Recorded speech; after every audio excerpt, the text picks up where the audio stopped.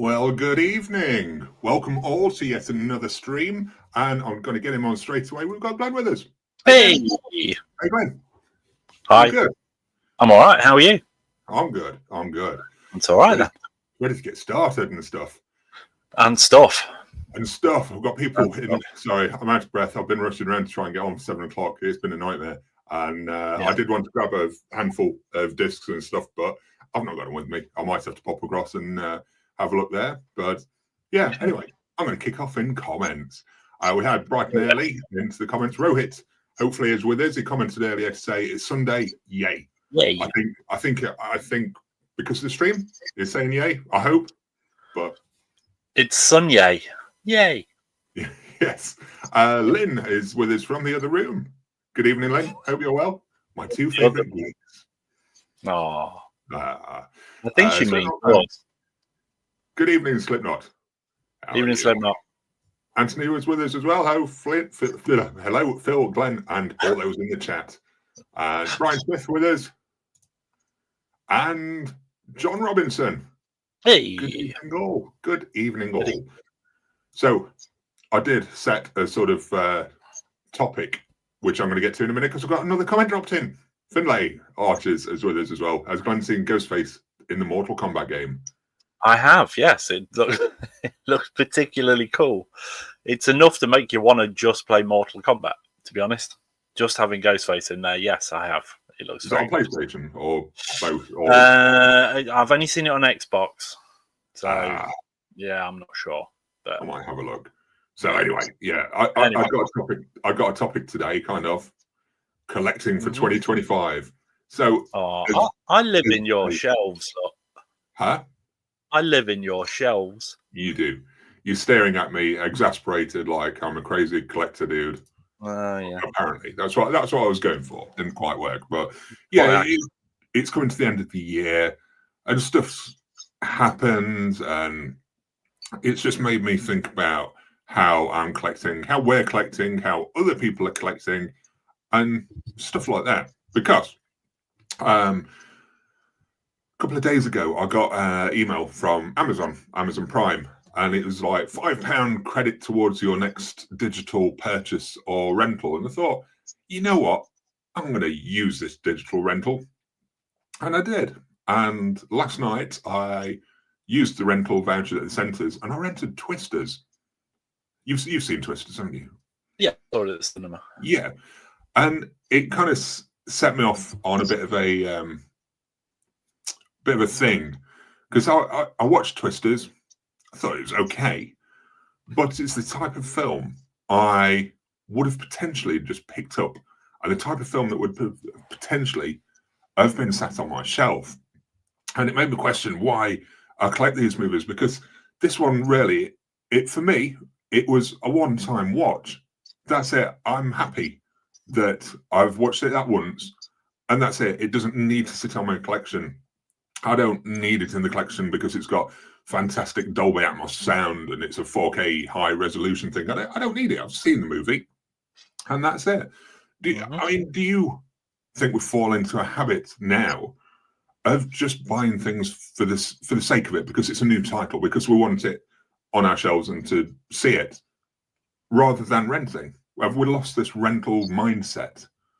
Yeah, well, I think we have big time, haven't we, really? Because before, we'd kind of, in the good old days, things would leave the cinema, there'd be a big gap, and then they'd appear at the video store, and you'd be able to rent them. So anything you missed at the cinema, you could check out on video.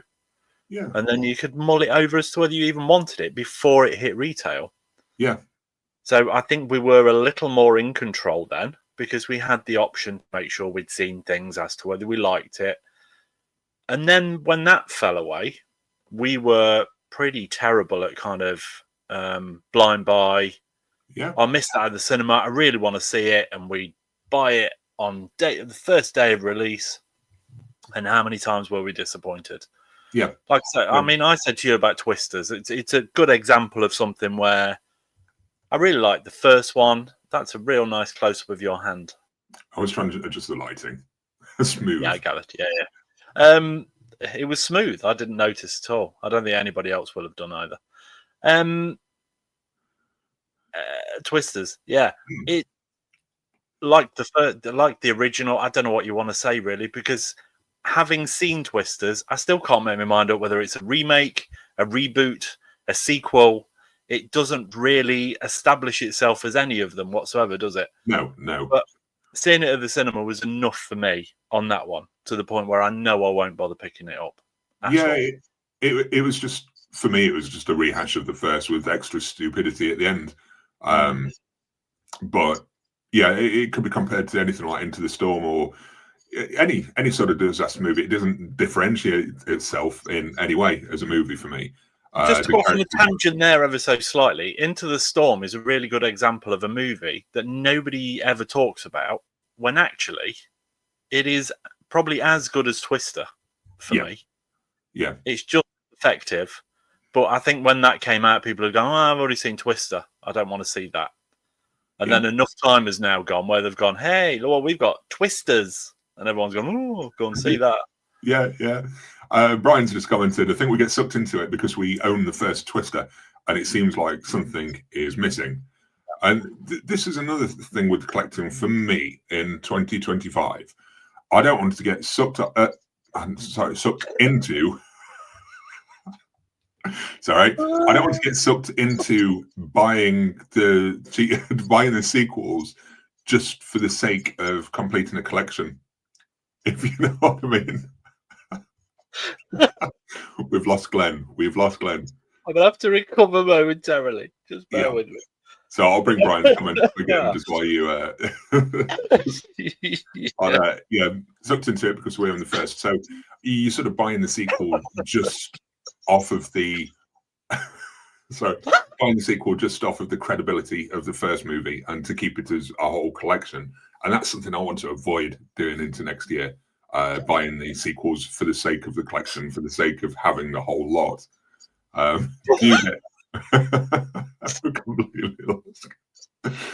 Completely lost him. So I'll come back to this. I'm just going to say hey to Jeremy because he's joined the conversation. Yeah. Hey, Jeremy. How are you? Oh, it's got really hot. Yeah. So yeah, you get drawn into buying the franchises like that, just filling in just because of the strength of the first one. Correct. What you said. Yeah. Let me just have another drink and I'll be all right.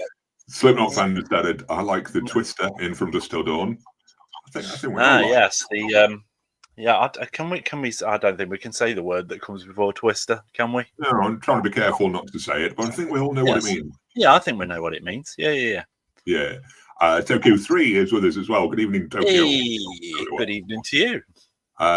So yeah, it's just that thing of where was I? The rental stores really miss it. I mean, I miss Blockbuster and the high street rental, and it's not just because I'm being suckered into buying things because there's no rental option. I miss a whole load of things about it. I miss the community about it. I mean, going into Blockbuster and seeing a friend that's there browsing the shelves as well and having a quick check. Oh, have you checked out this? Have you checked out that? I miss that whole community aspect of it, of a rental store. And because we haven't got that now, I mean, we're going into the high street retail stores like HMV, and they've got us there. And we're picking things up and looking at them as we would in Blockbuster. But now we can take anything away and just pay the premium to just own it instead of rent it. I just miss the rental aspect of Blockbuster, being able to handle those physical media cases and look at them and browse and rent them and take them back. I think there's an element of us now as well where we think with the best of intentions, but actually we don't do it, is we go and buy something, and then if we don't like it, we can trade it in at CEX or something and get quite a close to amount back for it on like a voucher or something. And in our heads we're going, well, if I do that, I've watched it and I've pretty much paid as if I was going to rent it or something like that. But how often do we do that? How often do we actually buy something, watch it, go, no, I didn't particularly like it, and we put it to one side with the intention of trading it in, and then it drops in value? Or and we never don't get want to actually trade it in around. just yet. That value's dropped, so waste of time Yeah. trading it in. I might as well keep it. Might as well keep it. I might want to watch it again, even though I really hated it the first time. Yeah, yeah. Might grow on me. I want to avoid that going forward into next year if I can. Those blind buys when they just shouldn't stay sat on your shelf. And yeah, I really need to do it. And the thought is with me now, especially after this Twisters thing of why do we blind buy these things when rental is there? I mean, it's not a rental physical store, but it's a digital rental, and I've put the image on there for you can see Twisters now available for rent. It costs £5 to rent it, and I could have bought it, could have had it on my shelf, watched it, and resold it. But why am I not considering the rental options anymore? It's definitely the better digital option, because how often you've what did you send me the other day regarding? Oh, it was the new Arrow titles that are coming out, like The Gift and things like that. Yeah. You can buy them on there, and they're loads cheaper and things. Well, but the trouble with digital purchases is you've then got it, and I think, have you done blind buys with digital at all? Yes, I have. Yeah, because I'm just thinking, once you've got them, if you don't like it, it's tough. It's sat there. You haven't got an option of like trading it in or anything like that, have you? Yeah. So it's kind of the rental option is definitely the way to go. Yeah. Maybe we should focus on doing it, really. I think so. I mean, it's sad that you've got to rent it digital. So you've not gone to a store, you've not picked it up, you've not held that case, you've not had that experience. And that's what I miss about the digital rental. It's all click, done. You're not nothing tangible in your hands. And I think that's sometimes the reason that I'd veer away from it. But I do need to consider it because Twisters, I wouldn't want it sat on the shelf. I'm not that interested in going back to it.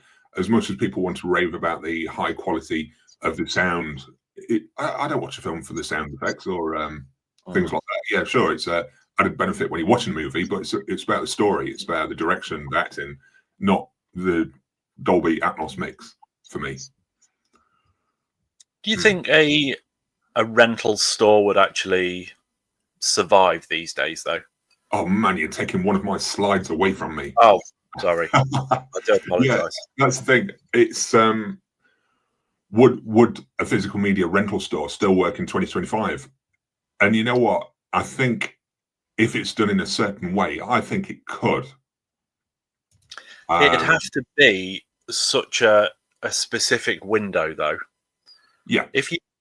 If they got a copy of something and it was available digitally for somebody to rent, sat on their backside on the sofa, they're just going to click buy there. I don't think they're going to get in their car to go down there and. No, I love the idea of it. I just don't. I think people have become lazy. I think blame COVID or whatever. I think, to be honest, the way a rental store could survive if one was to open up, I think, would be to have the membership options similar to Netflix. So you pay a monthly membership fee. You can rent as many movies as you want, 2 or 3 at a time, and take them back when you want. You literally have 2 or 3 movies in your possession all the time. So you'd have 2, take it back, trade it for a couple of other 2, take it back, trade it for another 2, and just keep them for 2, 3, 4, 5 nights as long as you want. But you don't get any more films. Do you know what I mean? I perhaps wasn't explaining. Yeah.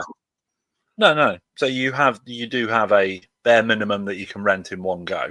Yeah, you just be paying a fee of what, 10, 15 quid a month, as many rentals as you want. You just go back and swap 2 at a time, 3 at a time, or whichever level your membership is. So to take that away, even if you wanted 5 at a time, to keep them for 2 weeks and then go and exchange them for another 5, or I think there is room for a physical media store because of that thing of the community and the shared experience. I think they'd have to be set up in a different kind of way, but I really do think that there is room for something like that now. Yeah, I mean, ideally you kind of link it with a coffee shop and all that kind of stuff, don't you? So it becomes more of a community hub and things like that. Yeah. But that, we've said before, the Blockbuster I used to work at on a Friday night, you'd always have the same regular people coming in, and you get to know them, and you talk about various films, and then on the odd occasion that they'd, if you gave your opinion on something and they took it and they liked it, they then ask you next time, what else would you recommend? And it becomes like you say, a community type thing. Yeah. And I do miss that. And I'm going to. We'll come on to the community aspects of it in a second. I just want to. I'm very aware that I've not read any comments out, and there's a few coming in. So I'm going to jump back to the comments, and then we'll dot about. Jeremy's just excuse me, just commented that he also misses rental stores as well, and I think it is a massive gap on the high street, to be honest, or locally as well. Anthony jumped in. So Phil and Glenn, have you watched any movies on Christmas Day? So Christmas Eve, I watched Night of the Hunter with Robert Mitchum.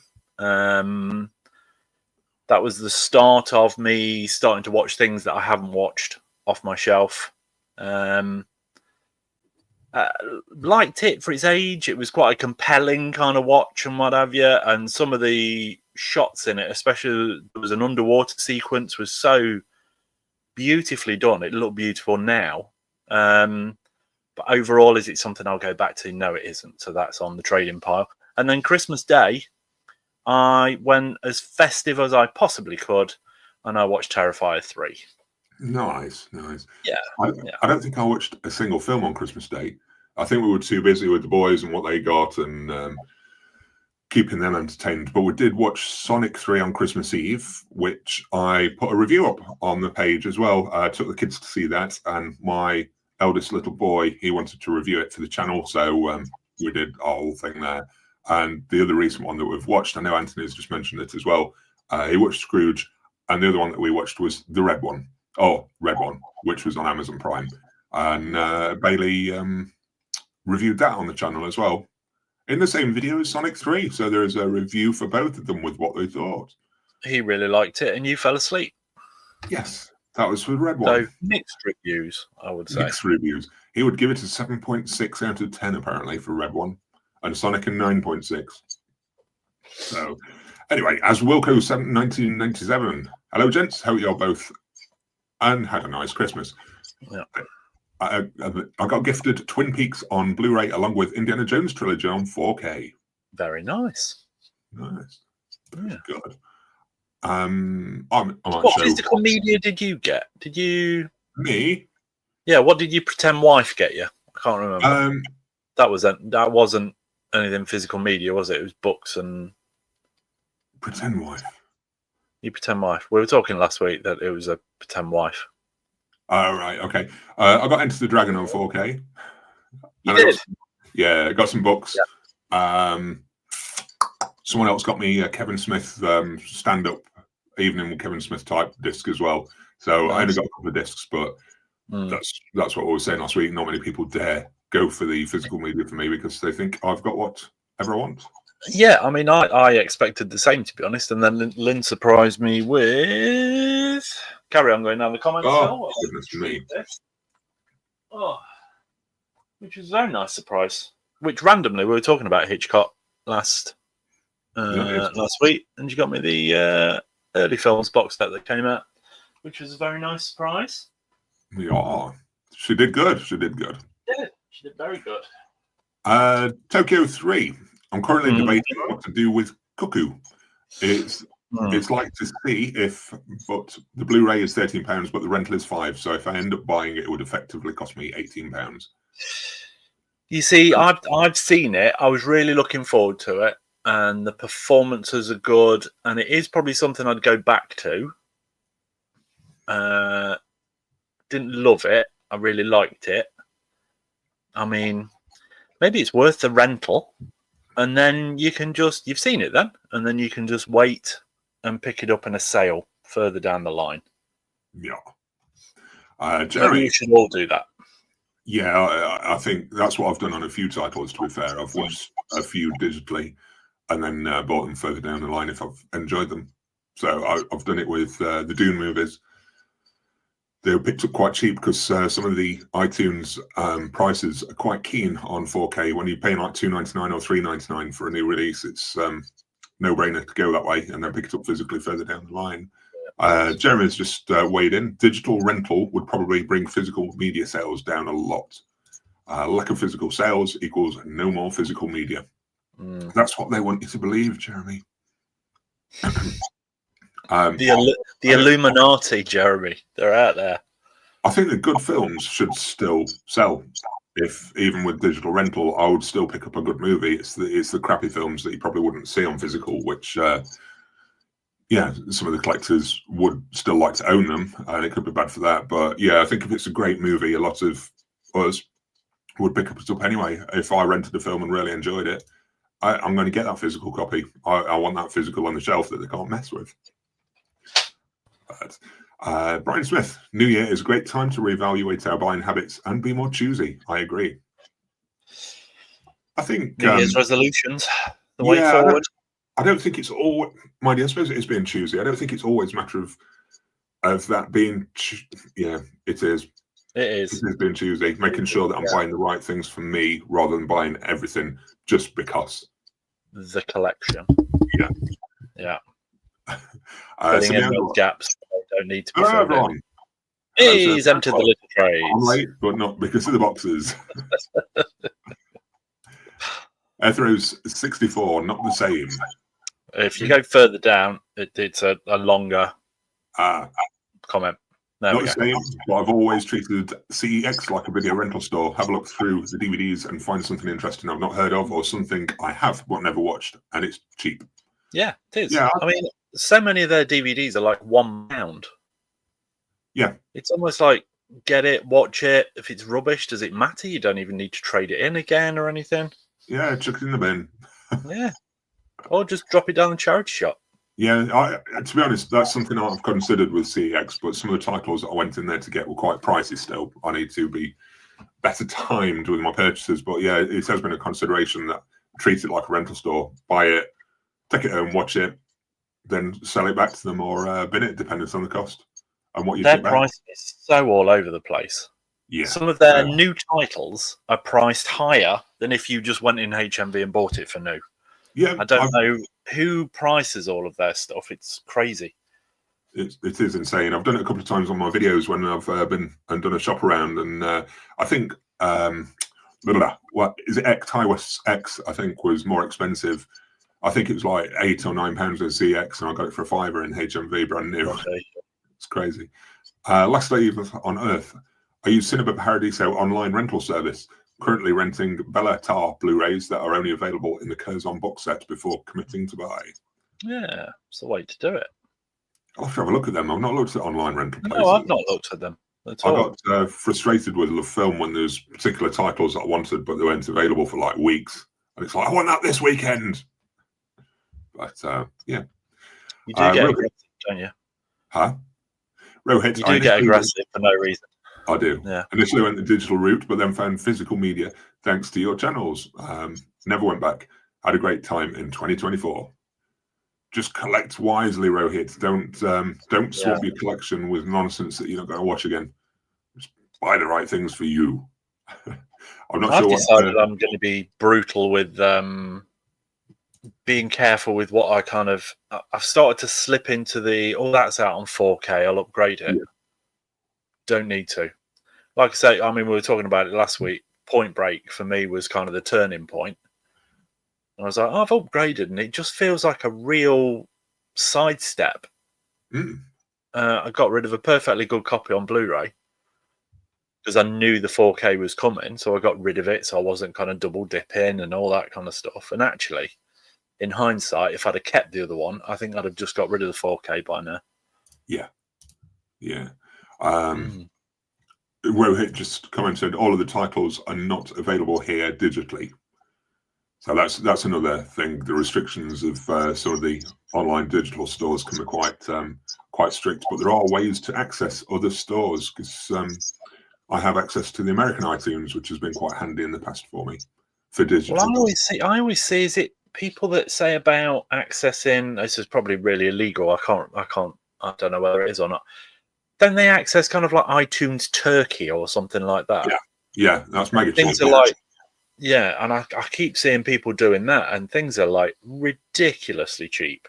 I've looked at that before. Yeah, it's quite easy to open up in other countries. So I've got iTunes in the UK and the US, and I can buy on either quite easily.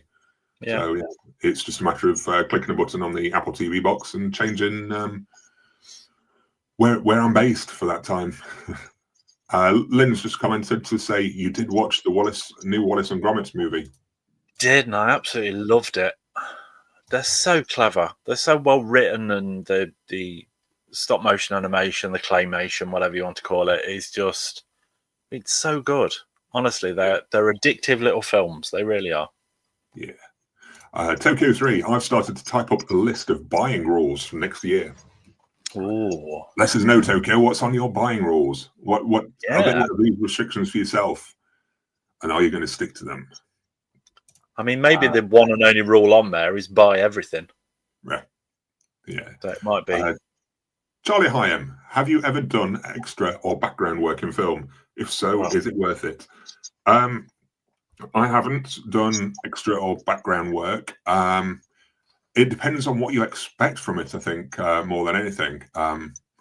It's not particularly well paid and they are long hours, but if you've got a genuine interest in film and want to see some behind the scenes thing, then the experience, it's second to none. Seeing the things that are going on. It's a way in. It's a way in, isn't it? It can be. It can be a way in. If you enjoy that sort of thing, then yeah, it's worth it. I think it's something like 85 quid a day for just general extras. And then it goes up if you've got like a specific look or if they get you to say a word or perform an action, then it'll start going up a bit. But I think it's around 85 quid a day and it can be sort of 12 to 14 hour days. So they are quite long, lots of sitting around, not knowing what's going on or what you're going to be doing 1 minute to the next. But yeah, if you want to look behind the scenes, then it's worth doing it just as one-off and see what you think of it. It's it could be fun. It is a bit like a capital market sometimes. The extras are all kept in holding and there's like sometimes 50 to 100 extras just stood and sat around just chatting absolute nonsense. But yeah, it can be fun. As Wilco 97, new Gavin and Stacy complete collection Blu-ray set out in February. Is that something you ever watched, Glenn? I think we watched a couple of episodes and we just didn't. I don't know if we didn't get into it or there was other things at the time that we were kind of prioritizing. Did you watch the finale on Christmas Day? Yes, I did. Yeah. Did you enjoy it? I did, yeah. Yeah. Everybody that is a fan of the show seemed to love the finale. Yeah. Yeah, I really enjoyed it. It's all the boxes. I mean, I think you got to have watched it from the start and have enjoyed that style of comedy and got to know the characters to get anything out of that finale. But if you've been in with it for the long haul and watched through everything, then yeah, you'll get a kick out of it. So yeah, it was worth a look. It's not something I'm going to pick up. Might be something I'll revisit, but yeah, I don't feel the need to own it straight away or order a Blu-ray set of it. I committed to another series this Christmas holiday, and that was Squid Game season 2. Committed to it. Well, I mean, we blasted through it. I mean, there's only 7 episodes. Fling, not commitment. Yeah, well, yeah, it was so good. Honestly, I don't think anyone will be disappointed. Oh, I have to say, when they originally kind of sorry, have you heard negative then? I've seen a couple. I've not read into them, but I've seen a couple of headlines saying that people are disappointed with the new season of Squid Games. I don't know why. I've not read into it. I felt like it was. It's good from the word go. It gets better as it goes on. I think it's a logical kind of next step of where to take the story. Yeah. I was worried going in that it was just going to be a rehash of the first, and it definitely isn't. It is the next logical, and I think they've taken it in a very good direction.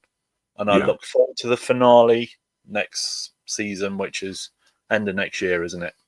Yes, I've read. Yeah. I saw that it was towards the end of next year. So, well worth it. Well worth it. Rich Holes just commented, "Been through Squid Game season 2 too. The reviews are mixed because the first 2 of the 7 episodes didn't have any games. It was plot development."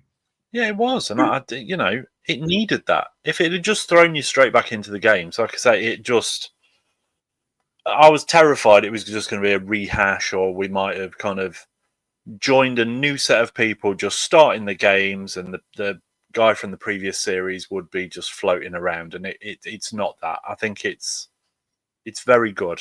I'm trying not to give anything away, but Yeah, I do want to taking it, I think, is really a clever route to take. I do want to start it quite soon. Going back to Kevin and Stacy, as Wilco97 says, the new Blu-ray set includes the finale and a new 1 hour documentary for 33 quid. I think that documentary is on New Year's Day, I believe. I think it's on BBC. So if anyone's keeping an eye out for it, then look out on there. It should be on there. Hopefully. Louis Rizzo says Snake Eyes on Kino Lorber on Tuesday doesn't have the hurricane footage from the 2016 documentary, which I don't think they've ever sort of released that in full anyway. So it's always been one of them things that's been quite often talked about, but never seen in its entirety. I think it's like a completely different third act, pretty much, from what I remember reading about it. But yeah. Trying to come back to topic now as well, and I don't know how to dive back into it, because I was talking about the shared experience in the community. Yeah, that was it. Yeah, that's what I missed about the rental stores, and the reason I think we're now into blind buying these things now is where the communities for these things sit, and they all sit online on Facebook pages or Blu-ray Twitter groups or anything like that. The community is all online, and now it's a case of, to feel part of the community, you're sort of buying the new releases and showing what you have got to feel part of that community. So then there's a certain pressure to buy and own, rather than having that community in store where you can go and just chat nonsense. Do you think that's affected our buying over the years, the communities, how they sit, and feeling the pressure to sort of have something to show others within that community? I haven't personally, no. But it doesn't, you know, I kind of, yes, I do this with you, but, you know, it's your channel and I'm your friend, and, you know, we just chat about stuff, and we chat about stuff every day anyway. So I don't feel the need to, you know, Jeremy Carr hasn't put me under enough pressure to buy Trancers, for example. I don't feel like I need to present a copy of Trancers for me and Jeremy to still be friends. Fair. So I mean, I think the biggest thing that changed originally, yes, you can kind of say the rise of social media, but like we were just talking about with rental stores, taking them out of the equation, the window to purchase things has become so close to. I mean, what did I send you? I mean, it's not a film I'm interested in any way, and you're not, but it was to show how quickly it's still at the cinema. Wicked, I think, comes on digital to, is it just to purchase or to rent? I can't remember. But that's on Tuesday, and it's still running in the cinema, and he's still doing great numbers at the cinema. You know, that whole kind of blind buying thing is kind of thrust upon you because you don't have the rental option. Yeah. I'll have a look in a second on. I only saw the headlines that Wicked was. I'm sure it was New Year's Eve. They said it was going to be available. Yeah, but I've not had a close look, because it's not one that I'm planning on renting or watching. But yeah, I don't purchase because I feel outside pressure. UK is a bit later. We've got it 3rd of January, but it's £20 by. Okay. So it's 31st. With the rental option, it won't focus on that. No, just pre-order. Yeah, right, okay. At the minute, but yeah, that's what I mean. So you're going to have people that haven't had the opportunity to go to the cinema. You know, £20 feels like a lot, but actually, 2 people going to the cinema, that's £20. Yeah, and people will be thinking, well, I pay £20 for it. I can watch it as many times as I like. I can have 1 million people round to come and watch it if I want to. Once I've paid my £20, it's mine. But as we've established, you don't actually own it. You just you're paying for a. I am going to stay on Wicked a second, because Tokyo3 has just commented. It's an amazing film, to be fair. If you like musicals, I'll admit I do like musicals and like music in movies. But there's something about this wicked soundtrack. There's one song in particular that I've heard played quite often on the radio, and it's beginning to grate on me already. And I don't know if it's because it is a show tune or not, but I struggle to hear the words, and all I can hear is blah, blah, blah, blah, blah, gravity and blah, blah, blah, blah, gravity. Stop saying gravity. I don't know what else you're trying to tell me. Just stop. But the biggest thing that's put me, you know, is it something I will watch further down the line? That potentially, but I think if it was on like Prime or Netflix or whatever, it might be the kind of thing that I dip into, and if it got me hooked, I'd carry on with it. The biggest thing that's put me off it at the moment is them two being interviewed everywhere. Yeah. It's just the most awkward, cringy interviews, just too much of that loving kind of. It's like when they do these behind-the-scenes documentaries, behind-the-scenes featurettes on films. And all it is everybody patting each other on the back. Oh, I can't imagine anyone else doing the role. They were amazing and all that kind of... It's fluff. And this pair are just like it. Schmaltzy, showbiz. It just... enough to kind of put me off the film. Yeah. That's with fair. That, I probably will watch it at some point. I'm speaking of, I don't know if it is a full-on musical, but I was quite interested to see more of the Better Man, the Robbie Williams thing. Amazing reviews. Yeah. I've not really.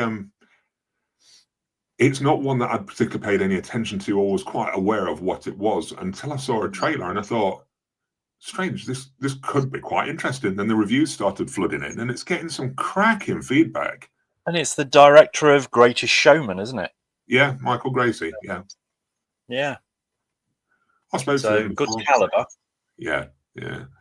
Anyway, jumping back to the comments again, because I've lost my rhythm again. As Wilco 97, Paul just got announced on 4K by Kino. Don't think I'll be upgrading as a Blu-ray is perfectly fine. Yeah, I'm kind of that way with that film. Yeah, I don't know if I've watched it a couple of times when it was originally first out. I found it quite humorous, but I don't know if it's one that I want to revisit. Certainly not for upgrading.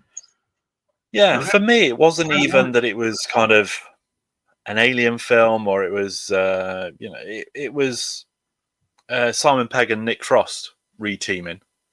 Yeah. Because I was such a big fan of them in the Edgar Wright movies, and it just felt like a logical thing that you'd carry on with. And Kristen Wiig's in it, who I think is amazing. But yeah, it's a good film. Is it a 4K upgrade? No, I don't think so. For me, a lot of things like that with a lot of things from Kino, I think, are like that for me. Things that, it's nice to have that upgrade option, but not necessarily films I want to push to upgrade, like Kindergarten Cop or Turbulence. A Blu-ray or DVD would be just fine for them. Or what we got moaned about last week for even daring to mention was Problem Child and Problem Child 2. Yeah. I got called out for that. Yeah. Who am I to put down Problem Child and Problem Child 2? Problem Child 2. Who are you?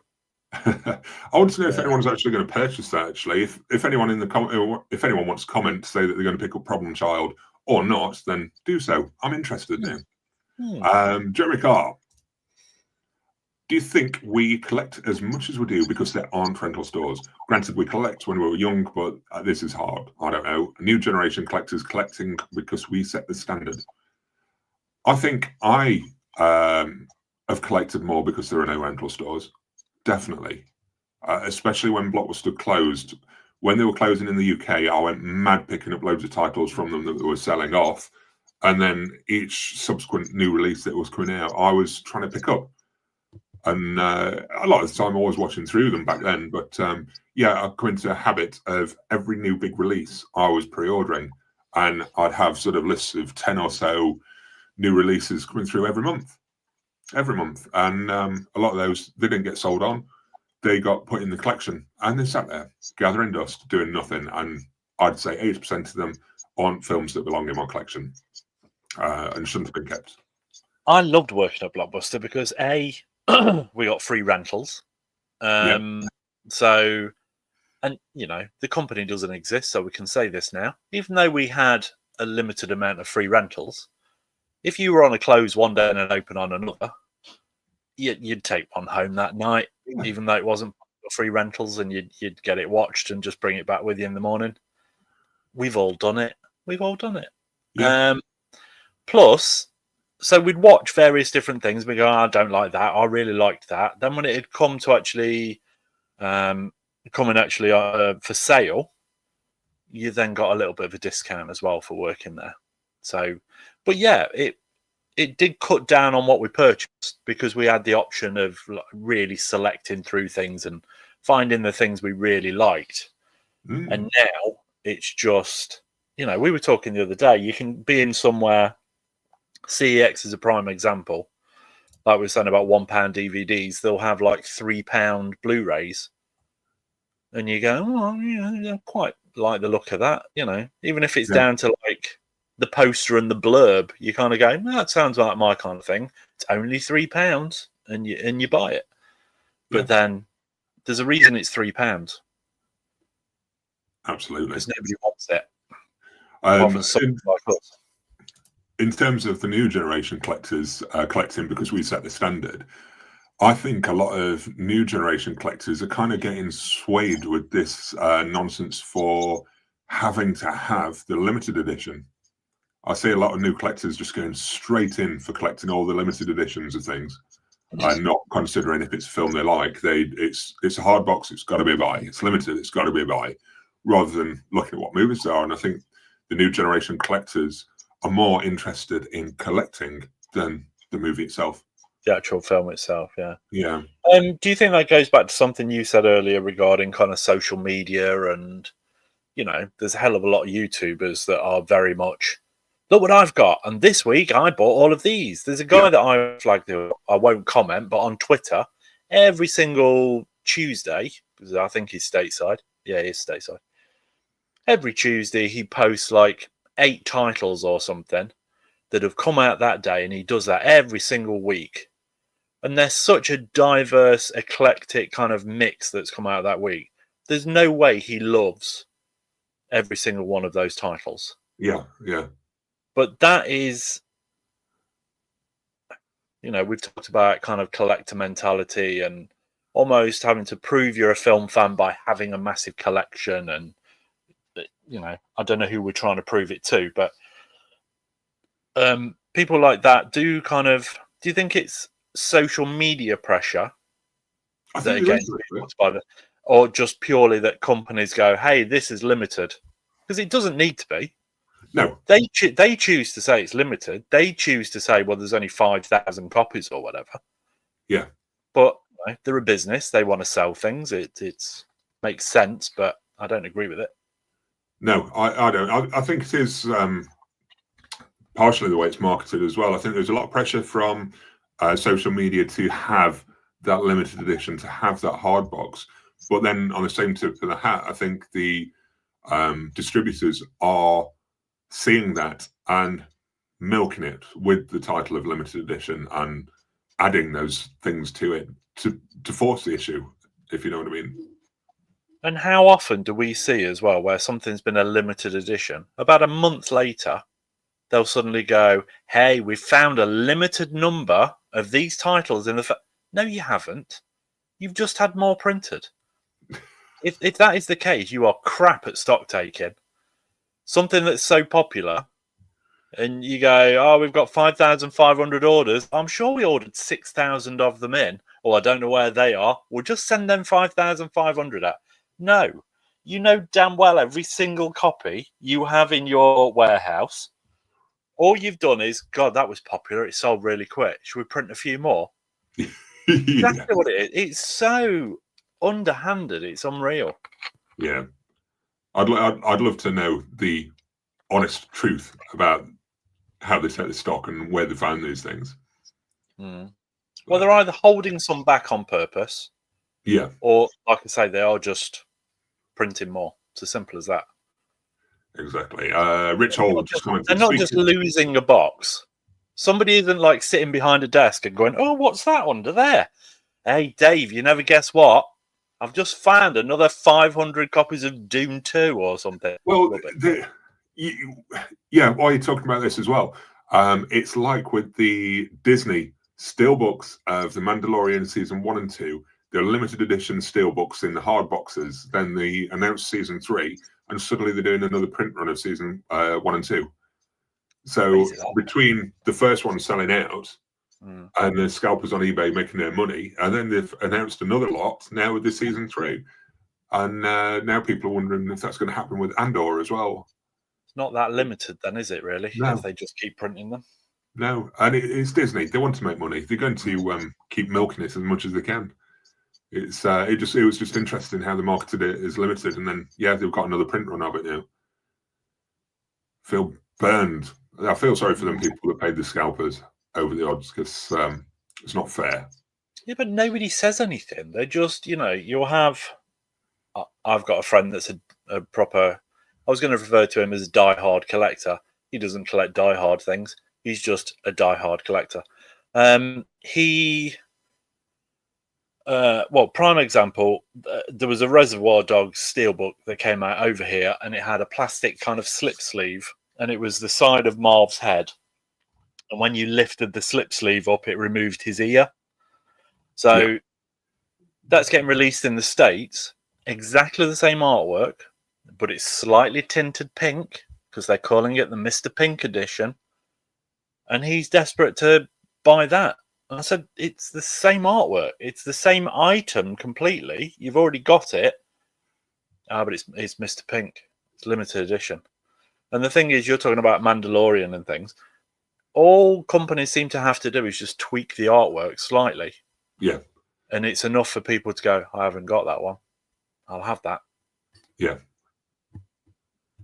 I agree. They've got us. They know us. They know us too well. They know we're going to. And they know that there's people out there that will buy each variant of the titles as well. Because we've seen it with the Deadpool and Wolverine when they had the Wolverine variants and the Deadpool variants of the Steelbook. People were paying a premium for the Steelbook, but paying that premium twice just because of two different lots of artwork. Same disc, same content, different artwork. Just get a bloody poster.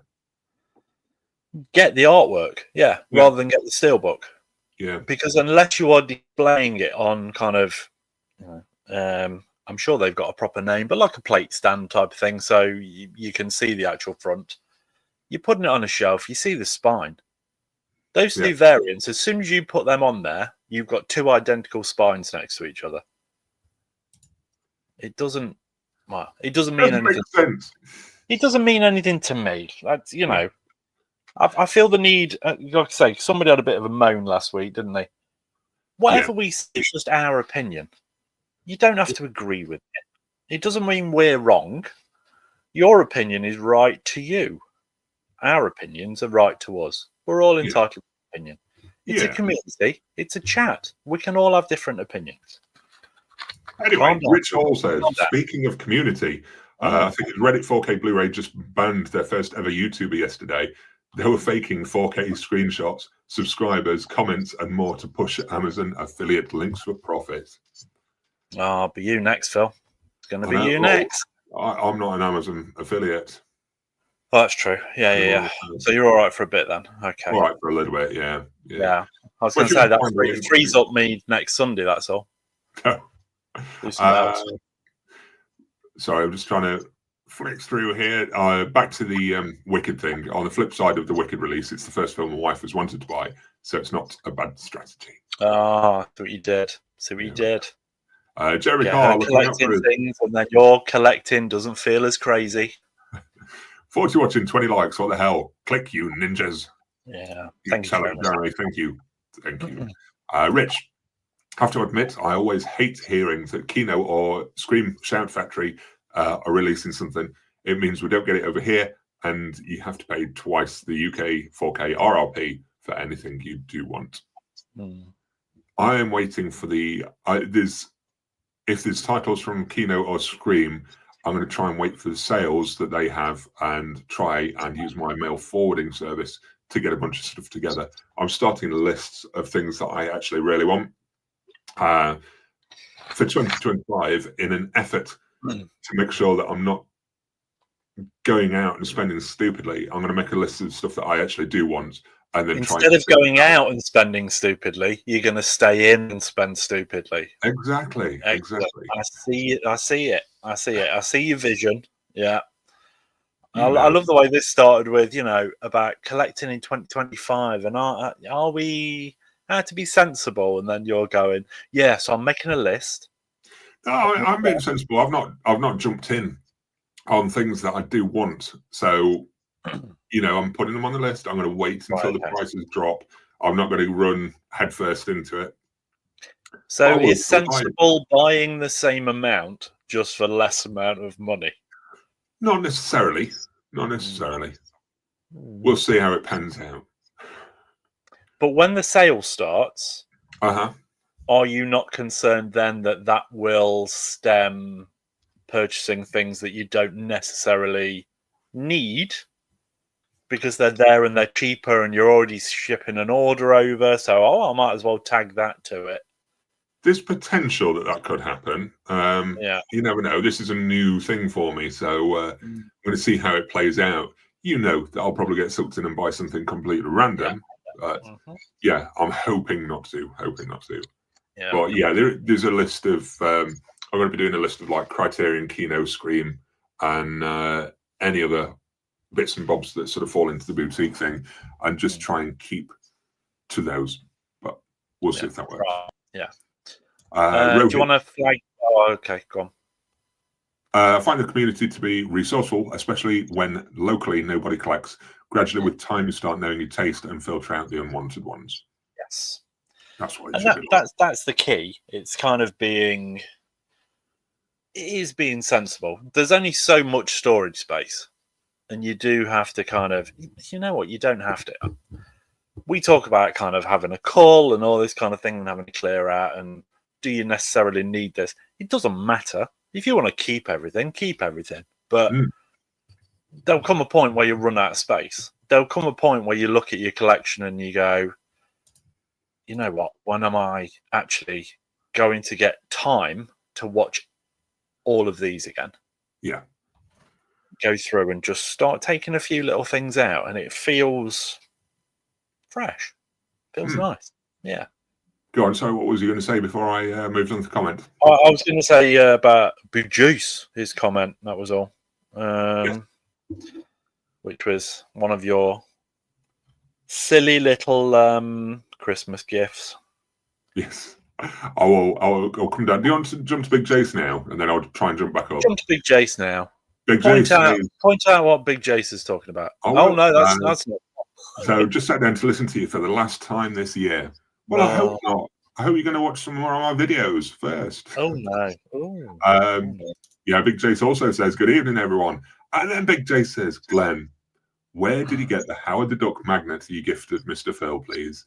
And for those eagle-eyed among you, the Howard the Duck magnet is actually in this image. It is. Just there. Phil did gifted a Trancers t-shirt, but I thought shy of that. I got you a few little other bits instead, but yes. Yeah. Big Jace, I won't tell you how much it was, but if you would care to look on eBay, there is a seller on there that sells almost every film under the sun that you could hope to buy as a fridge magnet. That's it. How can I do? Right, I'll try and show you this, and I'll cover the price up because I don't want to ruin it for Phil. Right. Can you see the name on that? Can you see the name on that? It's instead of bad, it's badge, but with a Y. Look. So check them out and just go on there, and they've got virtually every film under the sun. So yeah, I went with Howard the Duck. Fair. Right. Yeah. Jeremy, remember getting deals on buying 2 of the same title, so one was half the price? I don't remember deals like that. No, 2 of the same title, so one was half price. Where was that at, Jeremy? Yeah. As in, are you referencing, like we were just talking about, the Deadpool and Wolverine variants of the covers, that kind of thing?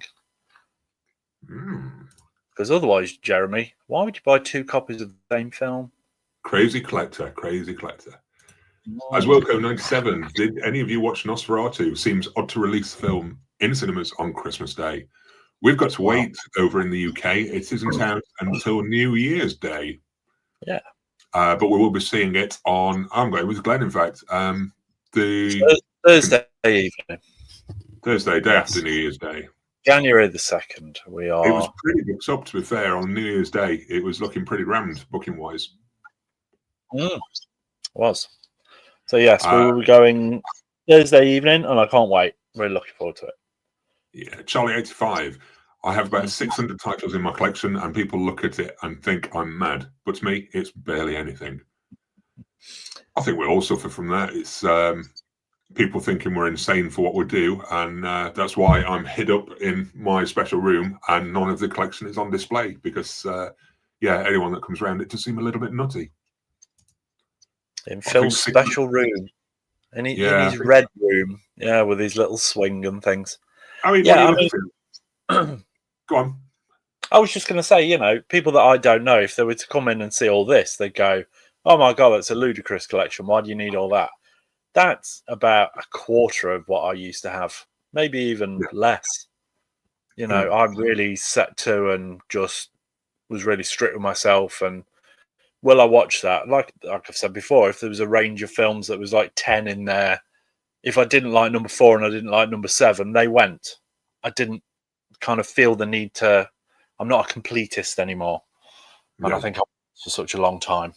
And I mean, one of the things that dawned on me, I mean, Charlie says about 600 titles. If you consider, if you're watching like one movie a day, that's going to take nearly 2 years to work through anyway. That's a long time, really. And you probably do stuff every week, or at least 3 or 4 titles a month or something. So you're adding that to it. It forever increases. And I mean, I think this is the thing that dawned on me when I counted up my titles, and I did it for one of the videos, worked out how many titles I got and how long it would take me to work through if I was watching 3 movies a week, which is a lot for me, 3 movies a week. It was working out something like 10 years. I might not be here in 10 years' time. I'm kicking on a bit now. So I started to think, what's the worth of my collection? What's the worth in having all of these movies when the likelihood is some of them just won't ever get watched again? And it's still like that now. And your collection is the same. There's some that you're never going to watch again. Probably don't want to think that, but no, I mean, it's very true. I mean, I keep threatening to take everyone off that I've not actually watched, and I have been doing that to a degree. I've certainly been putting things to one side that I think I'm going to watch that. Like I say, Night of the Hunter was one. What did I watched something on Prime this week that I actually own a copy of. And when I got to the end of it, I thought I'm probably not going to watch that again. I mean, I started watching this afternoon. We were talking briefly. I only managed about an hour of it. That You Might Be the Killer. You Might Be the Killer. And kind of half an hour in, I started messaging you and going, yeah, I kind of see what they're doing with it. And I think the reveal... That's probably a spoiler. The thing that they tell you quite early on, I think they probably should have left till later. Yeah. As a bit of a hook to keep you kind of going. Because once something is kind of said, they don't really know what to do with the rest of it. Yeah. So that's been, an hour of it has been viewed. Will I watch the rest of it? I don't know. But that I think that will kind of be on the pile to go as well. I'm quite enjoying going to stuff that I've not seen before. It's too easy sometimes to just go, I can't decide what to watch. I'll just click that on. Because it's something you've watched before, you've enjoyed. You don't have to concentrate on it that hard. Absolutely. Let's talk Criterion. The Kino 4K started off really well. And for the first year, I collected them. But now they're moving over to more comedies from Paramount, mainly, as the MGM title deal they had has ended. That's fair. Kino's not been a massive label for me throughout, to be honest. I've got a spattering of a couple of titles, but I've not overdone it. I think I've got Deep Rising, Out of Sight, Face Off, and I think that's about it from Kino. I've only got one, I think. I think I've only got Silence of the Lambs. Yeah, the 4K. I think that's it. Yeah, there's a few that kind of... I remember when Indicator started over here, and I think their very first title was like Christine or something like that, wasn't it? Or that was one of the early ones. And straight away we thought, oh, this is probably going to be the label to watch. I can't actually remember the last Indicator title I bought now. No. Because every announcement every month is, things I've never heard of or just not interested in. Yeah. And the trouble is, the more boutique labels you get, there's only so many films out there. So it's going to be slim pickings for kind of, when you've got the big established ones already out there that are kind of picking the cream of the crop, if you like. These new ones coming in are going to struggle. There will be niche ones. Radiance, for example. Yeah. They picked up Scream and Scream Again, which was one that I always wanted, a Vincent Price movie. And I was mesmerised that nobody else had picked that up, Arrow or somebody, for example. They seem to have stalled a little bit now already, and they've not been on the market to the point where they've now announced they're going to start releasing 4K. I think Radiance are doing well. I think they're just very, very, very niche in what they release. But I think they have got an audience, and I think they are very, very popular with that audience. But unfortunately for Radiance, I'm not part of that audience, and I don't think you are either. But I certainly think, they've really hit a good niche, Radiance. I think they're very strong in what they do. It's not just for the market at large. I think the problem arises with these boutique labels as well when they get to a point and they kind of, like Radiance is about to start doing 4K, they're probably going to start going back through their back catalogue and re-releasing things in 4K rather than kind of advancing forwards with other titles. Because, like I say, there's only so many films out there. I think Radiance will be more careful. Yeah. I think if they're only releasing like one or two titles every couple of months, they can probably find those little things that are really going to interest people. Yeah. As opposed to some companies just seem to churn out. Well, I mean, Arrow, for example, not that they churn out rubbish, but they always have, 5 or 6 releases every single month. Yeah. They're going to struggle eventually. They're going to struggle to find new things. I think they're struggling now. People have heard of or are interested in. And certain films will never be boutique label films. They're just not. They're going to be too mainstream. Yeah. I think the rights holders have a lot to answer for with some of the boutique labels, because there are certain movies that they have been chasing, but there are certain rights holders that just won't let them go or won't let them be distributed any other way, which is a shame, really, because there's some cracking titles out there. Yeah, I mean, we talked briefly last week, didn't we, about Hard Boiled and The Killer? Yeah. For me, they'd be kind of like day one pickups, but I can't remember who put it, but they said the owner of those are being really fussy when it comes to money. The Killer's got a UK release at the end of March. But it's the remake. Jerry Carr, I might disagree with your opinion, but I'll defend your right to say it. And that's the same across the board. Same for us as well. That's it. We all have different opinions on it. None of us are wrong because it's our opinion. Yeah. So, I'm not going to sit here and say, oh, you shouldn't like that. That's rubbish. If you like it, you go for it. Except chances of Howard the Duck do not blaspheme. Yeah, that's fair enough, Jeremy. Jeremy did mention that Howard the Duck is in the new season of Marvel's What If. Yeah, they've Howard the Duck, and who is it that he has a child with? Because it's their child that is one of the new characters. I'm saying new characters. They're established in the comics, but I feel like are they called Bird or something? I can't remember. Howard the Duck and who has a child? Somebody's going to... Darcy, thank you, yeah. Howard the Duck and Darcy have a child. Yeah. Yeah. Sounds interesting. I won't be watching. No, zero interest. As Wilco97, I'd love to buy the Shout Factory Blu-ray release of Tenacious D Pick of Destiny, but it doesn't work on Region B players, even with the Region 3 workaround. Which Does is it not? Even with the workaround? Oh, I didn't know that was a thing.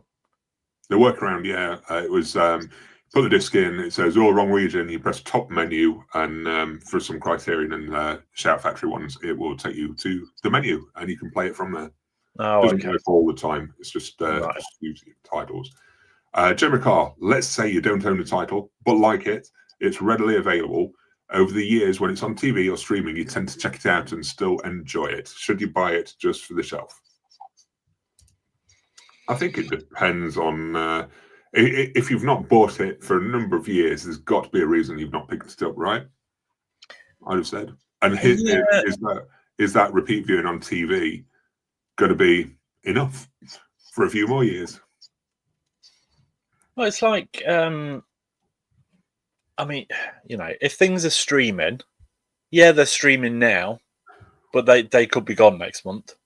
So they're not there and readily available for you to watch. It depends. If it's a title that you love watching and you're going to watch over and over again, then the best way to do it is have a physical media copy of it. And it's there at your fingertips whenever you want it. You don't have to worry about Disney pulling the plug or anything like that. Yeah. And again, was it? It might have been on Square Eye Geeks on the Facebook page. Somebody was saying that something had been altered when they come to watch it. Where did I read that? I don't know. I think it might have been on Facebook. Somebody had sat down to watch something over the Christmas period, and they said, "Oh, a scene had been removed by the streaming service." And I can't think who that was. This is a bad story. But the point is, if you buy it on physical media, you've got it there, and you're not at the mercy of somebody altering it just because they deem it necessary to do so. This kind of leads me into the next comment on here. I'm just going to say a quick hey to Jerry, who's with us as well. So, hey Jerry, good evening to you all. Rich Hall says, bit of a random question. Have you ever picked up a film twice to have a backup? Whether it be a limited, damaged backup to avoid scalper prices, etc.? I'll say no very quickly because I haven't, and I'll pass that over to you. Have you done that? Yes. What have you done that with? I freaked out with the Friday the 13th Scream Factory box set and wanted to make sure I got one through undamaged. So I ordered from 2 different places and just to make sure I got one through, and had to go through the hassle of reselling one when both came through. I didn't keep them.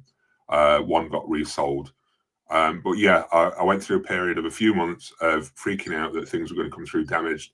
So there's possibly something else I did it with as well. And it was like, oh, what if it's damaged? What if slipcovers mushed up or anything like that? And yeah, I went through a weird phase of ordering a couple, but then quickly snapped out of it.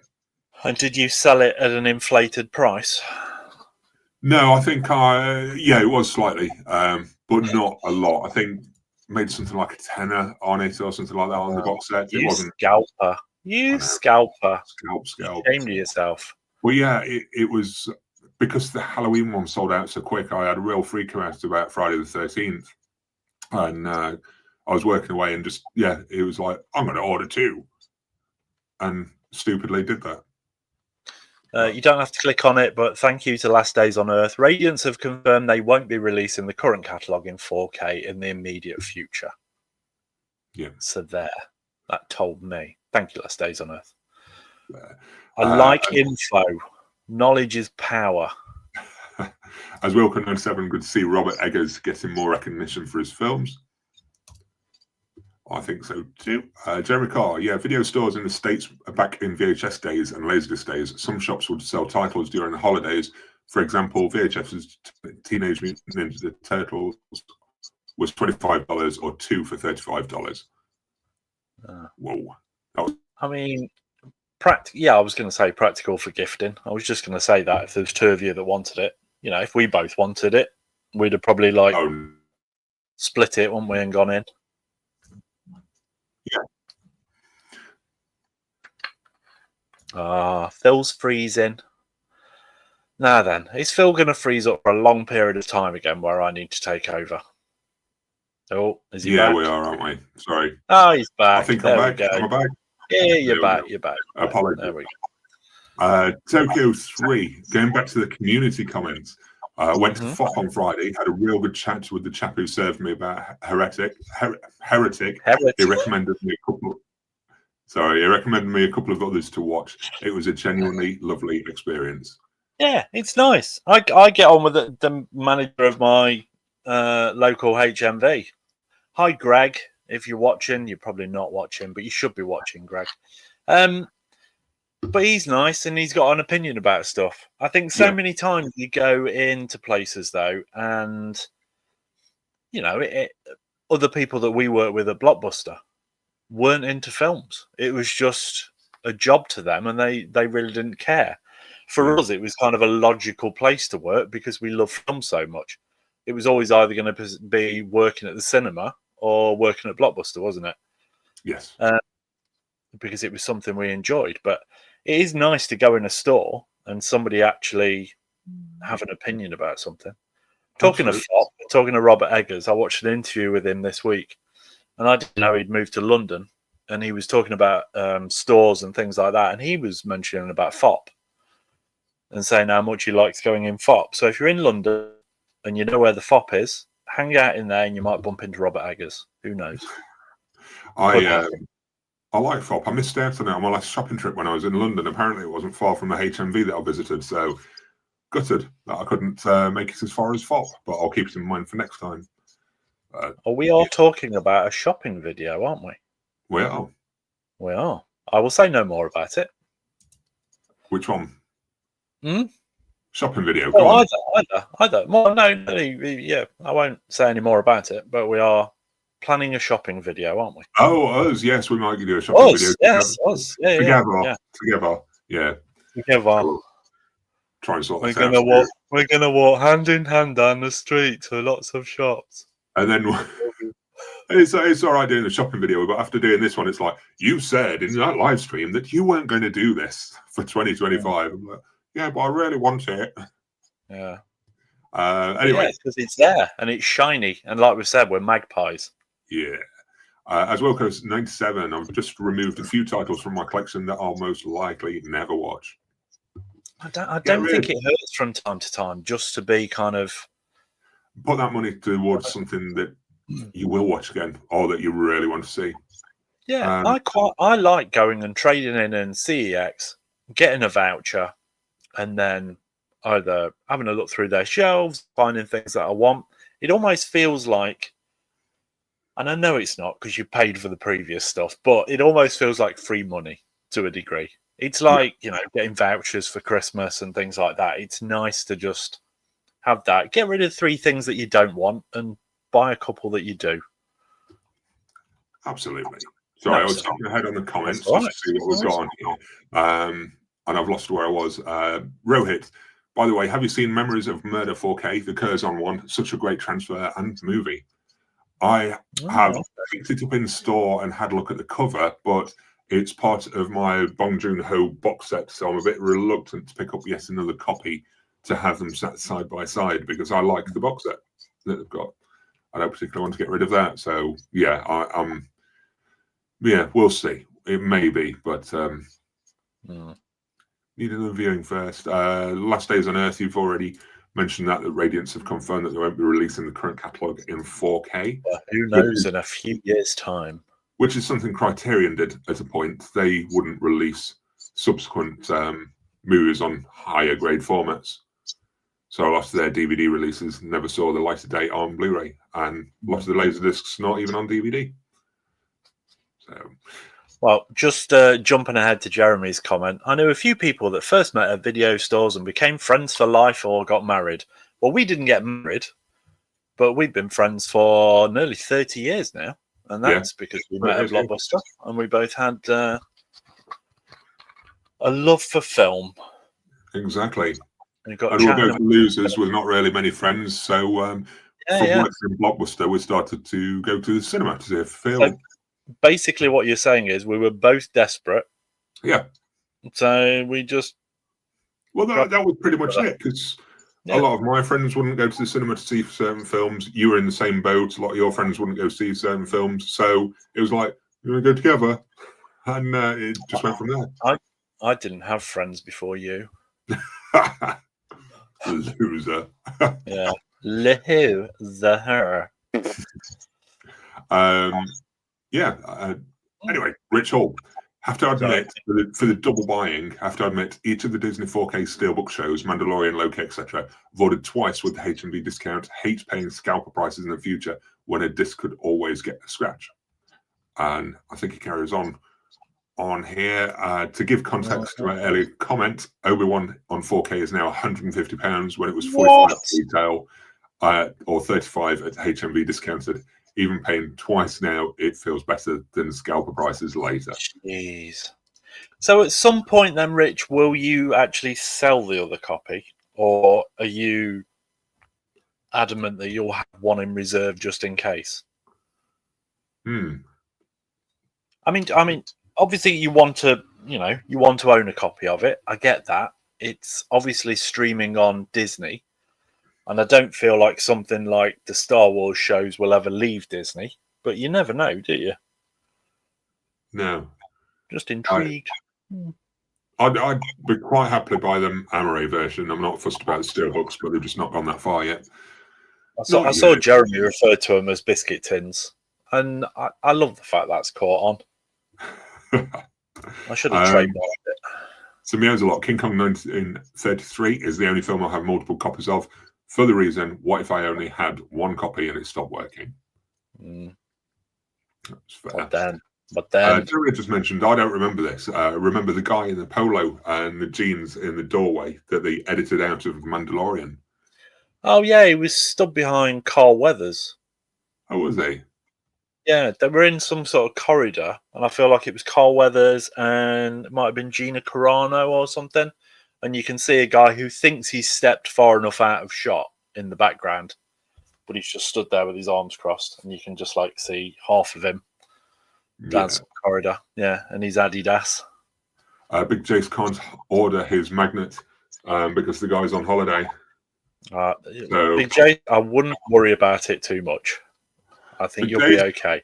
50 quid and it's yours. Yeah. Don't get FOMO over a Howard the Duck magnet. Yeah. Big Jace. Okay. You'll get through How many minutes into Pan are you, Phil? So I can check you out in 3D. I'm not sure. I'll pop up at a couple of points, but it's very much blink and miss me. I think it's more or less the introduction to Blackbeard when he's stepping off his pirate ship's probably the biggest moment. But to say I worked on that film for about 9 or 10 weeks, you pretty much wouldn't know I was there. Unless you know where you go. That's not because you weren't in scenes. They just cut so much stuff, didn't they? Yeah. There was a whole big I remember you saying about like a battle sequence type of thing, and you were so excited about it, of what you were doing. Was it Jimmy it wasn't Jimmy that was on with you, was it? Jimmy was in a lot, yeah. He was on that. Yeah. Was he the guy? I feel like you picked somebody up and they had a gun and you were swinging them round and they were shooting and all that kind of. That was Jimmy. I had him on my shoulder. And was that Jimmy? I couldn't remember. Yeah. Did that end up in there? No. There was the whole fight at the end of the scene was pretty much chopped in half. Every day we'd talk and you'd go, I had an amazing day today. This happened. This will look amazing. And there was a whole song sequence that cut out a massive verse because they were worried about. I'll tell you who really suffered from that. Paul Kay. You know Paul Kay, the actor. Dennis Pennis. Yeah, Dennis Pennis. He was in it, and he did quite a few little bits. And I've heard that a test screening reaction to his character was not positive because he was pretty much cross-dressing in that. So literally all his stuff in there, he had an entire verse of one of the songs. It all got edited out because of the test screening reaction. And they really got scissors out for that one. Well, a lot of it seemed to be, I remember at the time them saying, we did the test screen, and the children found the pirates too scary. Yes, that So was another thing I like said. that, Yeah, just like that, 60% of the pirate footage was gone because we didn't want to upset the children. So yeah, I mean, I think we had, when I worked on that, I had a week's worth of pirate boot camp for sort of weapons training and climbing the roping and doing roping things. And then it was about 9 or 10 weeks of various bits and bobs of filming as well. And yeah, when you watch the final film, you blink and miss it. Blink and miss it. I mean, I messaged you the other day when I was watching that Robert Eggers interview, and they very briefly showed a clip of the Northman. Yeah. And I said, I've just seen your legs. Because there's kind of a shot of you're stood in the foreground with some slaves that are knelt down, and it's focusing on I feel like it's Klaus Bang and somebody else walking across the field toward you, and your legs are just in the foreground. And I message him, like, oh, you're in there, look. At least you appear a hell of a lot more in the Northman. That scene as well. Sorry, I'm going completely off topic. That scene in the Northman, if you remember rightly, because I've got the slaves were being shown to Clace's character to see if they were acceptable to him. So there's a scene when I literally had to pull Alex's teeth, lips down, get my hands in his mouth, and like really show his teeth. I had to really hook my fingers in there and get all fingery with Alex's mouth. And this was at a time of COVID. So I felt really bad doing it because you've got everyone being tested frequently and the COVID's just rife around. And I've got to stick my hands in Alex's mouth. So between every shot, this must have been freaking disgusting for him. But between every shot, I was literally like, hand sanitizer. Then it's like, come here, Alex, let's have you. And yeah, it must have been the most awful thing for him. And I felt terrible about it. But quite frankly, you going at him going, come on, Alex, with your fingers doing that. That's enough for anyone to be terrified. Yeah. Anyway. Back on topic. Yeah. As Wilco, looking to get an LG G4 this coming spring. I'm excited to see how my Panasonic UB820 performs on that. Nice OLED upgrade. Jeremy Clark. If studios can reinvent cable by the name of streaming, must be a way to reinvent the video store. I think there is, but I don't think anyone has got the balls to risk it. No. Not just yet, anyway. But I think it could be an expensive fail. Yeah, I think, Glenn, what you said was right. Having a nice coffee shop type thing with the rental store attached, done in a slightly different way, I think could do really well. But I think it needs something else to support the rental side of it. Maybe it needs to be kind of quite niche where you just had like the Criterion titles type level of things. So it is niche. So you're not having to, because the biggest thing that popped in my head was when you were saying about, you know, you pay a monthly fee, you go in, you have 3 titles and you take them for 4 or 5 days or whatever. That's titles that one person has got out of that store for 4 days. How much stock would you have to have so that there was always something in for somebody to take and whatever? It'd just be a colossal expenditure. So maybe you do go a niche route where it's kind of, or it's a genre kind of cafe or something, where you only had horror titles that were for rental or something. Maybe do it that way. Maybe that would work. Could do. Right, I've got to. I'm going to go to comments from Jeremy. Sorry, Glenn. Because he's bringing it back to topic. Thank you, Jeremy. Top 5 collecting habits to change for 2025. Jeremy says, number 1, don't blind buy. Number 2, digital rental is your friend. And number 3, not everything needs to be upgraded to 4K. Number 4, only get collector's editions of what you want. Number 5, come to this stream every Sunday for support. Well, absolutely. I agree with 4 out of 5. Don't blind buy. You've done our job there, Jeremy. Yeah. Don't blind buy. I don't know if I just won't blind buy. I think I will try and be more considered. It's difficult not to. It is. The good thing about doing that is once things have gone past the cinema release, you've at least seen reviews of things that has been at the cinema. So that might sway your decision ever so slightly. You know, we've been excited about films that are upcoming, and then when the first reviews start flooding in and they all go, it's absolutely dire, it does put you off going to the cinema. Yeah. And then it possibly puts you off the blind buy. But as we've established earlier, everybody's opinions are different. And just because somebody else didn't like it doesn't mean you won't. But it's difficult not to blind buy. I'll tell you something. I have in my HMV basket a blind buy that I'm just on the edge of actually ordering. Which is? I will tell you in a moment. Okay. It's an Arrow release for February. Oh, okay. What's it called? Yuma County, sorry. Yeah. Last stop in Yuma County. I thought, you know what? That sounds my bag. I might blind buy that and check it out. And it's Arrow limited edition, so I'm thinking I could watch it and potentially resell it. Not quite clicked the button yet because I'm not convinced that I'm going to watch it straight away, but it's consideration for a blind buy because it sounds right up my street. I feel like somebody on here reviewed it and said, asked if we'd watched it and said it was actually very good. I feel like I watched the trailer for it. Is Richard Brake in it? Okay. Yeah. Okay. I don't know. I'm not looking at that. Yeah.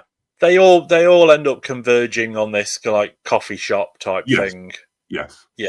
I think that's the one. Yeah. So I'm on it. But number 2, the digital rental is your friend. I think that is something that I really, really need to bear in mind because should renting be an option? I did it with Twisters this weekend, and I'm so glad that I had that free rental because it's proved to me that I don't need to pick everything up. I didn't need to pick that up, and I was happy to have seen it. I didn't think it was a great movie.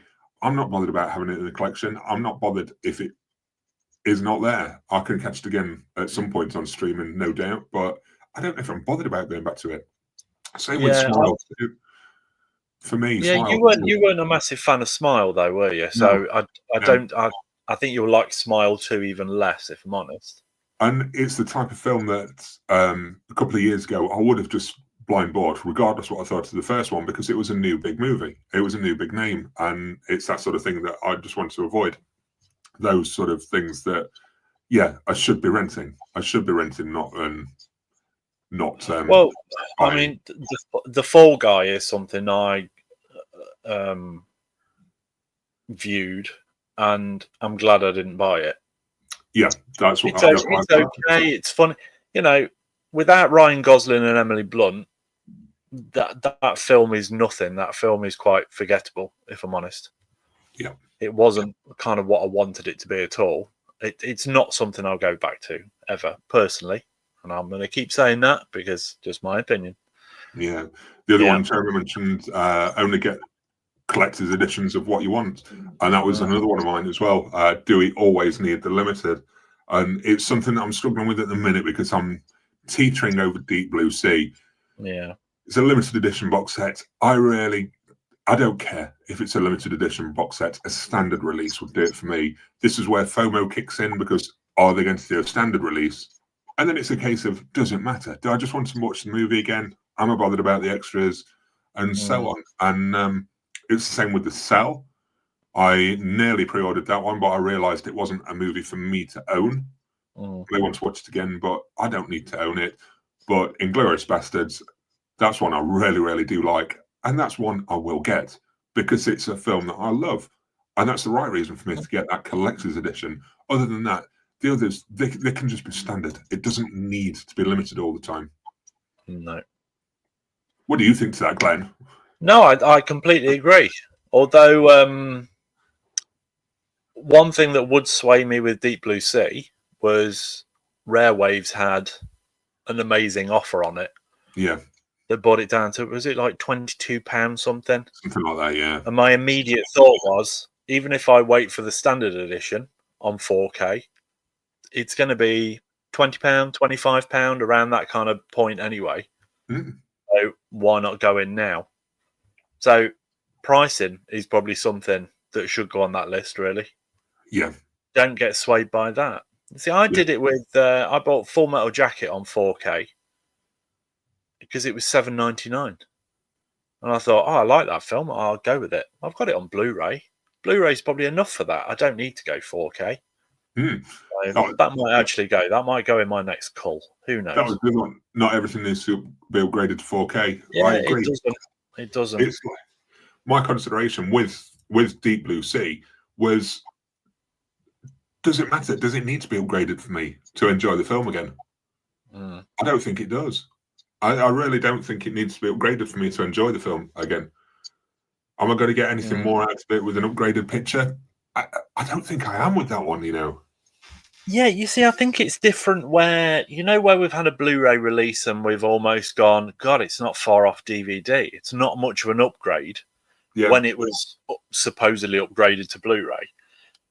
In that instance, it's nice to kind of go, well, the Blu-ray's not great. It will be nice to have a better version of it. Yeah.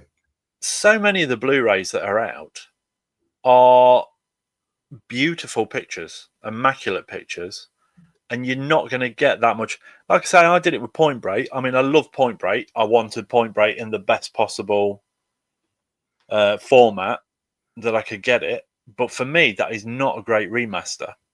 When you came around, I showed you Terminator. I'd banged on about it on here a week or two ago. And I said, for a 40-year-old movie, I think it's a really good quality upgrade. Yeah. And I showed you that. That is a step up. That is where you should be doing it. So I think with that as well, maybe we don't pre-order. We don't go running headlong into it. Yeah. You know, things are referred to as limited editions. They're not. They get released. All of these Arrow ones, you know, give it 4 months or something. Your standard one will be out. Yeah. I think I noticed the Silence of the Lambs and things like that. The standard editions of those are coming. They're either now or very soon type of thing. So it's not been that long a wait. We can wait a little bit. But I think we should definitely, when it's an upgrade, wait and just read a few reviews. Yeah. Whether that's on Blu-ray.com or wherever, just to get an idea as to whether it's even worth having that upgrade or whether we should just be content with Blu-ray. Yeah. So I think I've sort of talked myself out of the Deep Blue Sea thing while I've been rabbiting on here, to be fair. I don't need to hear anything else about the behind the scenes. I'm not that interested in the behind the scenes on that one. So I should wait for the standard. It's like Demolition Man. I've not bought that because I can just wait for the standard, if at all. I've got another Blu-ray. I'm not saying I don't like the film. I think it's a good movie. I enjoyed the movie. Yeah. I just don't feel the need for it to have the upgraded picture. No, I mean, I've got it in a Stallone box set, and genuinely, I don't know if it's ever been played in that box set. How long have you had the box set? Oh, God knows.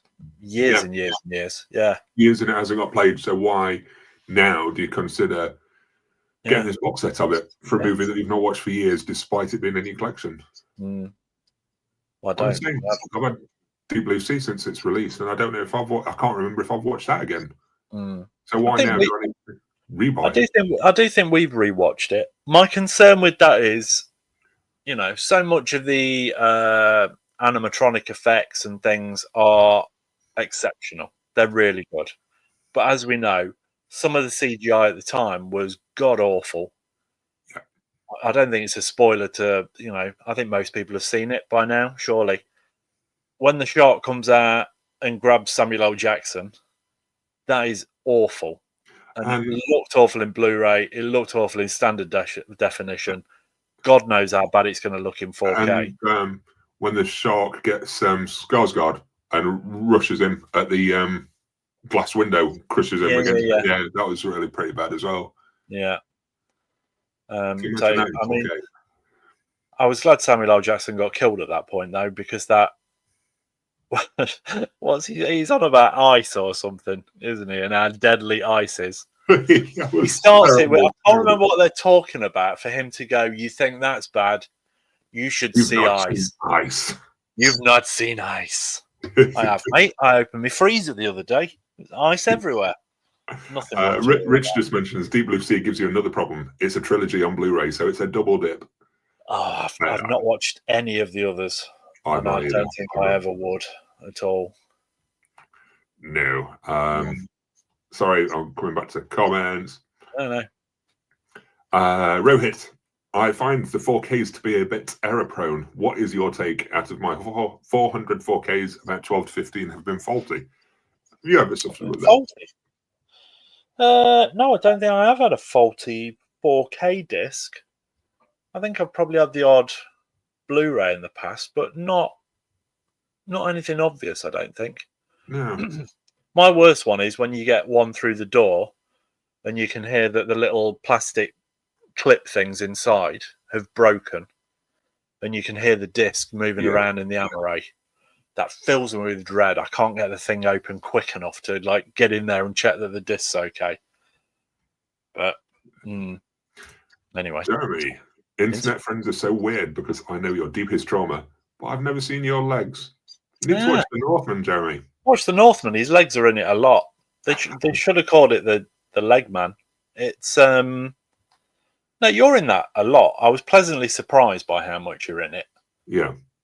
I mean, I know, like I say, we're talking every day, and I knew all the bits and bobs that you were telling me and bits and stuff. But as we established with Pan, until you actually see the finished product, you don't know kind of what's in there or anything. You're even on a deleted scene, aren't you? For Northman, yeah, quite a big one. It was meant to be. It was pretty much meant to be the opening of the film, the deleted scene, and I don't think Roberts actually wanted to delete it, particularly. But hey ho, that was. I could tell you another story about that day, but I'm not going to. Not today. No. I'm going to run on to another comment instead. Rich Hall, it's a strange question to ask. I don't do well with visually gory films. I haven't seen The Northman yet, but I love deep story films. Is it something I would like or best avoid? I didn't find it massively gory myself. Well, I don't think it's massively gory. There are a couple of grisly bits in it, but I don't think it's particularly gratuitous or anything with it. I mean, there's folks being stabbed and things like that, but I don't think it's particularly, well, they're bound to. They only had swords, didn't they? But I don't know. I don't think it's particularly gory. I mean, I'd avoid Terrifier 3. That's for sure, Rich. But no, I think you'd be all right with Northman. Yeah, I don't think it was particularly gory in any. There's a couple. Yeah, there's a couple of nasty bits, but yeah, it's not bad on the grand scheme of things. No. Jeremy, I'm still tinkering over the Moon Knight series. One of my favourite superheroes. 6 episodes in a biscuit tin only on 4K, $70. I'd be fine with a Blu-ray standard, but it doesn't exist. I don't know how much longer I can hold out. They have got you by the danglies, haven't they? Really? Girlies. Yeah, just go in. Oh yeah, you can have it. We're releasing it, but you can only have it 4K, and you can only have it in a biscuit tin. Yeah. So it's kind of. That's why I've not picked up The Mandalorian, because I was avoiding it for that reason. I expecting it. I'm assuming the 4K set doesn't come with a Blu-ray as an extra disc or anything. Then I've no idea. No idea, to be honest. As Wilco, these days I'll only upgrade it if it's a huge jump in quality from the original Blu-ray, like Silence of the Lambs or The Shining, or if it has more special features included that my set doesn't have. Yeah. That's The Shining is a really good example. That is such a good 4K. It really is. Yeah. I keep hearing good things about the Oceans trilogy as well, and I do really. We watched Oceans 11 again not that long ago, and I do really like them. They're good films. I need to go back to them again. Yeah, thoroughly entertaining they are. But yeah, The Shining is just the colours throughout are beautiful, really lovely. Mandalorian comes as a 4K and Blu-ray combo in the UK. If you buy from the US, it's 4K or Blu-ray for the same price. Oh dear. Jeremy just mentioned I have a 4K player, but it's not that big a quality and difference compared to the 1080p on streaming. Oof, crikey. Yeah. Anyway, have you picked anything up this past week or so, Glenn? Besides stuff. Have I picked up anything this week? Well, no, I'm in that weird kind of interim period because obviously it's Christmas. It's hate to throw it out there, but it's my birthday tomorrow. So I never know what I'm getting between Christmas and so I don't really purchase anything between. Thanks. Happy birthday. Thanks. Yeah, 24. Can't believe it. Ooh. Yeah. So no, I'm very cautious at buying anything just in case. But like you, people don't tend to buy me physical media because they haven't got the first clue what I've got. But Yeah. Lynn took a chance with that Hitchcock box set, and she was right to. Yeah. Yeah. Jeremy Carr, thank you. I'm going to grab what I got this week. Well, this last week or so. Okay. I think what I did. I feel like I'm This just going to have to check my Amazon and my eBay thing because I feel like I might have got something. Oh, I actually bought myself a bobblehead. Yeah, I did go for a bobblehead. John Robinson says happy birthday as well, Mr. Glenn. Oh, thank you, John. May you live forever. I don't know if I want to. All right, come on, Cloud. Well, you know, I don't want to be that person, but the way the world's going, Jeremy, I think I'll be happy to pull the plug at some point. So the only thing that I got for you was this. Yes. It's arrived, the complete series box set on Blu-ray. Yeah. So I did a little unboxing video for it, but I've not edited it or put it out there yet. But yeah, if anyone's interested in the From Dusk Till Dawn box set, it's pretty basic. Little case, couple of cases, but it's reasonable for extras for a TV show, to be fair. So I bought for Christmas. I bought Phil a couple of books. One of which was the Making of Sin City, wasn't it? Yes. And I bought him that, and it was a lovely book to the point where I decided to buy myself a copy as well. So that kind of got me on a Sin City thing and what have you. And as you know, I've got a few like Royal Bubbles and things like that. So I did actually go for the Necker Marv bobblehead because I was back in a Sin City kind of frame of mind. So he will go and stand up there on my shelf. But that's all I've purchased. That's all I've gone for. Wait. I'm going to bang through the comments for you, Glenn. Rich Hall, happy birthday. Big Jason, happy birthday for tomorrow. Wilco 97, happy birthday. Kevin Malloy, happy birthday. Thank you, Kevin Malloy. Rohit says happy birthday because it's the 30th where Rohit. Hey, I'm already 24. Thank you, Rohit. There we go. And Jeremy said cool set, Phil, which I assume is from the Still Dawn one. So I did a brief opening that might the opening might seem a little bit but it's quite a basic TV show box set, so there's not much to it. So I do go through the rest of the Robert Rodriguez films in my collection, or some of them. So it's a short little thing, but I've got to edit it together and hopefully have it out soon as well. But on that note, I think I might wrap it up now, Glenn. Okie dokie. Yeah. So, oh man, I'm not seeing you for ages now. It's going to be next year. Yeah, I know. No more streams till next year. Oh. Yes, unless you got anything else to add or mention for what you've been watching or what you've been doing. No, to be honest with you, I'd just like to thank everybody on the stream because it's, you know, something you started doing this year and you invited me along on a Sunday and I really enjoy it. And good. There's some lovely people on here that we've connected with, and it's been a pleasure. Yeah. So I look forward to next year and carrying on. Yeah, pleasure to have you on as well. So with that, I guess we best say Happy New Year to everyone watching. Happy New Year to everyone. Hope you stay safe, be kind to yourself, and be kind to others. Anthony says Happy New Year. Big Jace, Happy New Year to everyone watching. John Robinson, Happy New Year. So Happy New Year to all, and we'll catch you all soon. Ta-ra. Bye, guys.